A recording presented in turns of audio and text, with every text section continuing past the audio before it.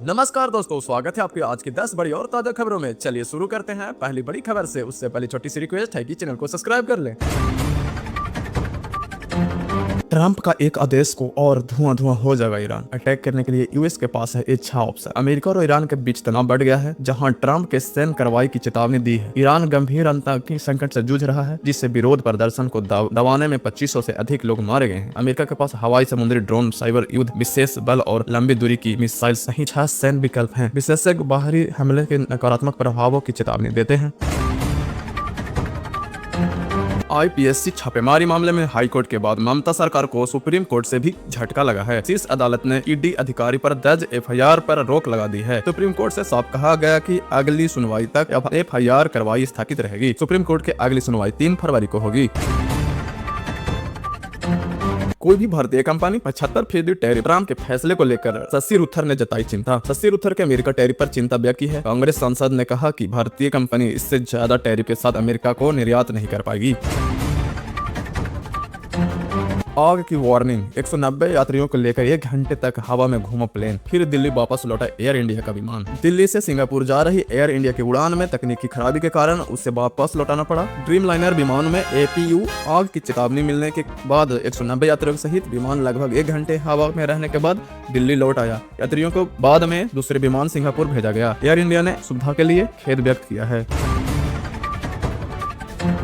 बंद होने वाला था ईरान का एयर स्पेस, ठीक समय पर पहुंचा इंडिगो का विमान। जॉर्जिया से भारत लौटा। अमेरिका का और ईरान के बीच बढ़ते तनाव के कारण ईरान के अपना एयर स्पेस बंद कर दिया। जॉर्जिया से भारत आ रही इंडिगो का फ्लाइट 6E1808 ईरान का एयर स्पेस बंद होने से ठीक पहले वहां से गुजरी।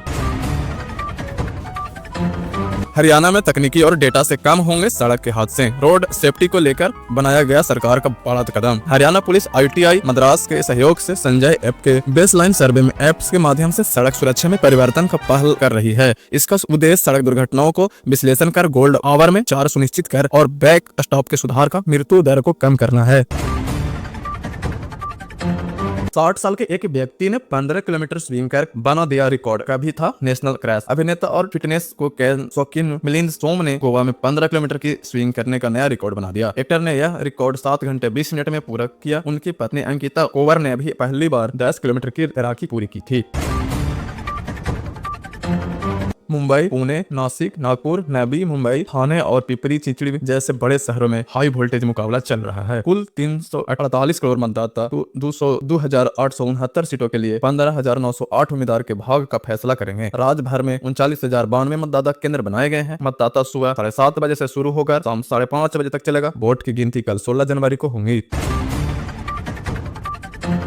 पहली बार तबीयत खराब होने पर आईएसएस की लौटे अंतरिक्ष यात्री। नासा में तुरंत मिशन किया रद्द। नासा ने पहली बार मेडिकल वजह से अंतर्राष्ट्रीय अंतरिक्ष स्टेशन आईएसएस से पूरी तरह क्रू को समय से पहले वापस बुला लिया है। एक अंतरिक्ष यात्री की गंभीर स्वास्थ्य समस्या के कारण 4 सदस्यीय टीम को मिशन से 1 महीने पहले लौटाना पड़ा। इस क्रू में 2 अमेरिका, 1 जापानी और 1 रूसी अंतरिक्ष यात्री शामिल थे। नासा प्रमुख जादेर कॉमेन के स्वास्थ्य और सुरक्षा को प्राथमिकी बताया। 15 जनवरी 2026 को प्रशांत महासागर में सुरक्षित उतरा गया है।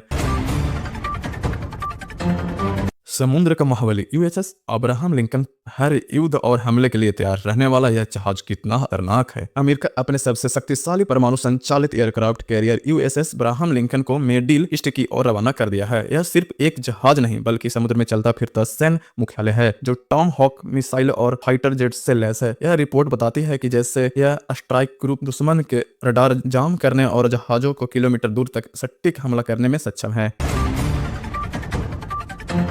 दोस्तों, ये थी आज की बड़ी और ताजा खबरें। आपको कौन सी खबरें सबसे ज्यादा चौंकाने वाली लगी कमेंट करके बताएं, और अगर वीडियो अच्छा लगा हो तो लाइक और सब्सक्राइब करना ना भूलें।